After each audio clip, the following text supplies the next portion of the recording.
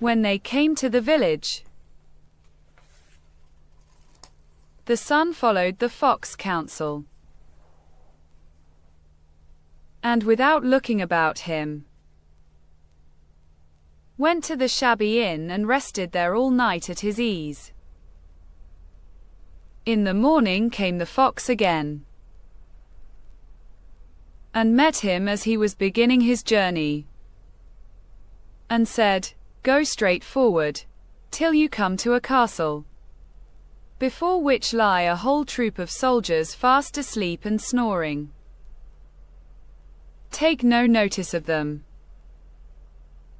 but go into the castle and pass on till you come to a room, where the golden bird sits in a wooden cage.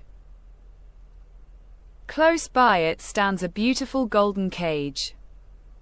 But do not try to take the bird out of the shabby cage and put it into the handsome one.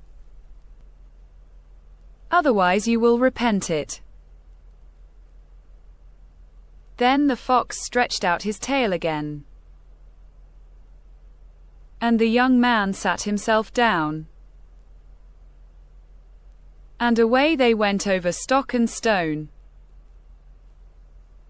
till their hair whistled in the wind.